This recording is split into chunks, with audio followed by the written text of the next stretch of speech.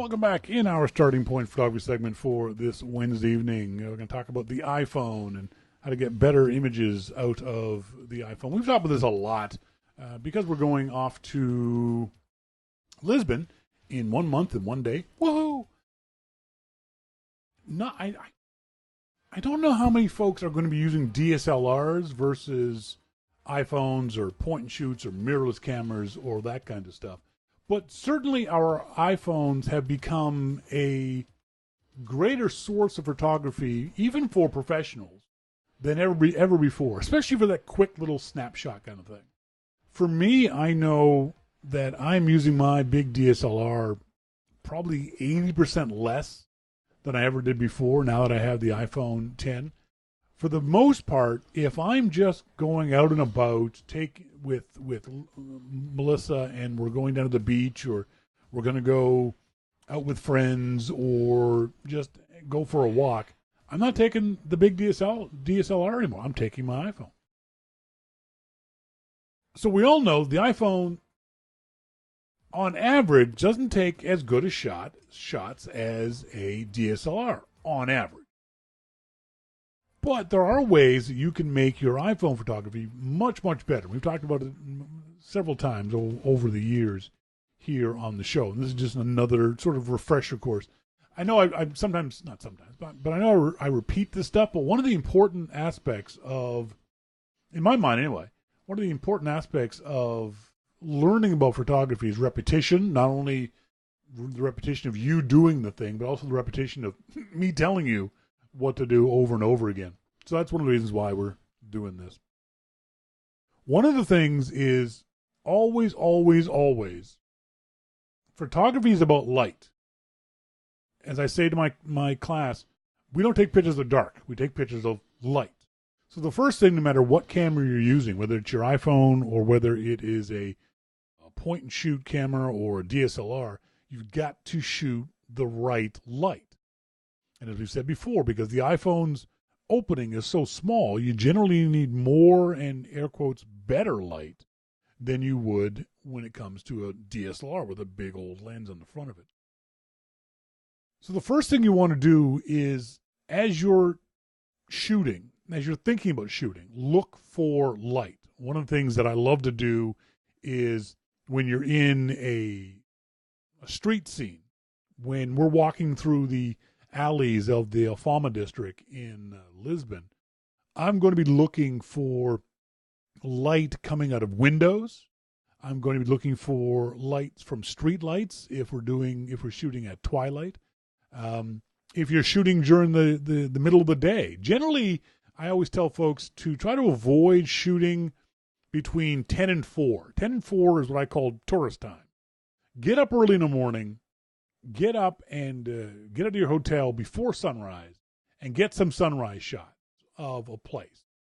As we all know, the golden hour, the half hour before and after sunrise and sunset, is some of the prettiest light you're going to get. And it's the easiest light to shoot in. You're almost guaranteed of getting really, really pretty shots in those kinds of lighting conditions. So for us in Lisbon, at least twice, hopefully more, we're going to get up and early in the morning, and when I say we, I mean me and myself and Melissa. I don't know about anyone else who's coming with us, but Melissa and I will certainly get up and go down to the waterfront and shoot some of the sites that we see down there.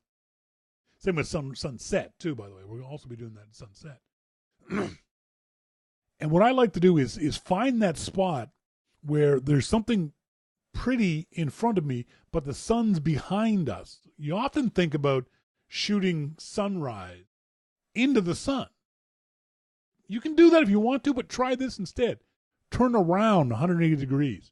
And as the sun rises up behind you, look at the buildings and the statues and the people and the trees, wherever you happen to be, and watch that light as the sun goes up, that light hit the top of the thing and come down. Patience is a big thing. So you got to be patient. You got to stand there and wait for that light. Visualize in your mind what that light might look like in 10 minutes, 15 minutes, 20 minutes, and be patient for it. Wait for it. The other thing I like to do is the exact opposite. Turn and face the sun, but have something blocking the sun, whether that's a tree or a statue. One of my favorite things to do, and I know I'll do this in Lisbon, there's a central square there, and in the center square is that typical 18th century man on horseback statue, 15, 20 feet in the air. And I've already visualized the shot I'm going to take of the sun rising up over the over the South George Moorish castle, and the sunlight hitting the statue, and then having the sun be directly behind the head of the statue. I don't know if I can actually physically do that, but that's the visualization I have of this particular shot. And another visualization is a shot of Melissa. There's this beautiful, really cool arch in this square. And I really want to see if I can't get a shot of Melissa first thing in the morning, standing in the middle of that arch with the sun coming up behind her. So she'll be in silhouette, the arch will be in silhouette, and the sun will be coming up over the Moorish castle. Visualization is a big thing for me. It should be a big thing in your photography.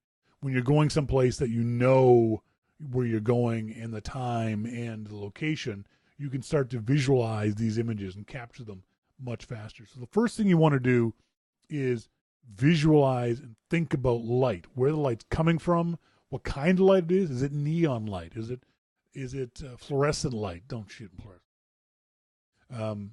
What time of day, what time of year it is. Obviously, here in Canada, even at noon, the sun isn't straight overhead for us. So we can shoot in that kind of diffuse light a lot longer than you can in, say, Florida. So what I said earlier, I didn't follow up on that. You go at sunrise and sunset. 10 to 4 is generally, depending where you are, when the sun is at its highest. And you get the harshest shadows. So those are the times I tell people to go be a tourist, to go shopping, to go to the museums, to go to the art galleries, to go to places where you're not allowed to photograph, have a nap, have dinner, have lunch at those times. Because those are times that, especially for beginners, it's a lot harder to get really good lighting from 10 to 4 during those times. One thing you want to be wary of too, especially if you don't have one of the dual lens iPhones, don't zoom. Do not use the digital zoom on your iPhone where you're tapping the screen and spreading your fingers in order to zoom in. It's not real zoom. It's called digital zoom. It's fake zoom. What you want is optical zoom. And the iPhone 10 and above, is it just the 10 or does the 8 have it? Whatever the dual camera iPhones are will allow you to do 2 times optical zoom. So the lens actually is a real zoom. A lot of, whenever you're doing DSLR shooting and you're twisting the lens and you're moving in and out on the image, that's an optical zoom. You're physically moving lens elements back and forth. And that's creating that zoom effect.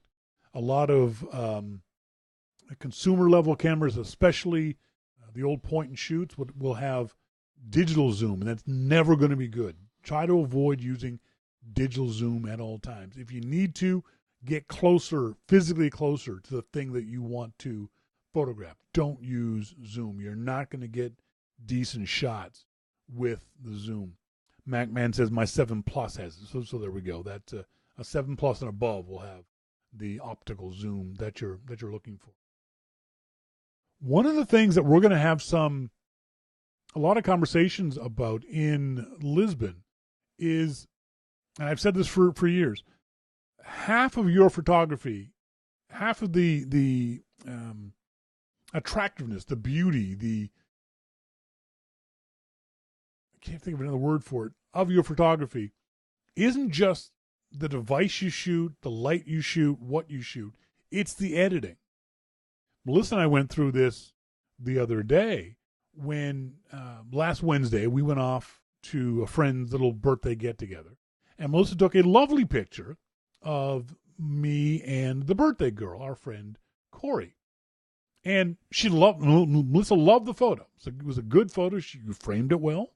There's a little bit of a person in the background, but it's not really noticeable. So I took the photo from Melissa and started editing it. And we're lying in bed. We're on the iPhone. I'm using Snapseed, my favorite photo editor.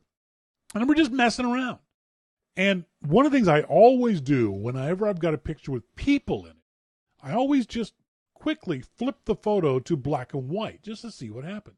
I find, this is maybe a personal opinion, I find people shot in black and white can really bring something out in a photo. Black and white tends to smooth out skin tones, smooth out wrinkles, makes people look better. And it's because it's something we don't see all the time. It's sort of different enough to make it really interesting. So I took this photo and turned it into black and white, played around with it for a little bit, and Melissa loved it. She thought it was a great photo. It was a photo she actually then posted to Instagram. So editing is half the battle. Your photos, I guarantee, will get better if you learn how to edit, even if you're just doing simple edits. I don't mean cropping. The first thing you always do in an edit is crop out the edges, the things that you don't want. But just using even the native camera app on the iPhone has some rudimentary editing things. And they're really easy to use. It's just sliders. It's just tap on brightness and slide back and forth and see if you like it. It's on contrast, on shadow, on highlights. You don't have to know what those things mean or what those things actually do. Just play around with them. If you want to get even more involved, Snapseed's free. It's available on the iTunes store, on the App Store. It's a great app. It does a lot more than the native camera app. It'll do healing. So if there is, say, a telephone wire sticking out someplace that you don't want it to be, it can do basic healing. Not real fancy, but it can sometimes get the job done. It has a lot of really neat effects, a lot of neat filters and things you can do to your photo to really bring out how nice the photo can be. So don't just take a photo and think, okay, I'm done. I've taken the photo. Now I can put it on Instagram or Facebook or whatever it might be. Editing is going to be a key. And we're going to spend at least one full day in Lisbon talking about and doing editing. The idea is the first day we're going to be talking and doing composition, the basics of composition. We'll spend an hour in the morning talking composition, and then we're going to go out into the streets of Lisbon to actually do that. So we'll talk about it, and I'll show you examples of it, and you'll take your own shots. And then the next day will be more involved composition, the really serious type things. Most of the stuff that we're going to be talking about is just thinking about photography. That is the bottom line key for me, is thinking about what you're shooting, how you're shooting, the effects you want to get, the visualizations that you want to get, what's the end result of the photo that you want to get, and how to work backwards using the light, the camera, your skill level to accomplish that visualization. As always, if you have any questions about any of this stuff or anything else about photography, please send them off to us here on Your Mac Life. You can send an email to Sean@YourMacLifeShow.com or to onair@YourMacLifeShow.com. It's unlikely, but you can still join us in Lisbon in a month. It's not a problem. You can still do that. But if you can't make Lisbon, please go to startingpointphotography.com and check out our next workshop. It's going to be right here in Vancouver, British Columbia, Canada. I will brook no argument over the statement that Vancouver is the single most beautiful, naturally beautiful city in North America. If you've never been up here, especially for our American friends, your dollar goes a third further. $100 US is $133 Canadian. So your money will go a lot further if you come on up here to Vancouver for a vacation. More information about that is available at startingpointphotography.com.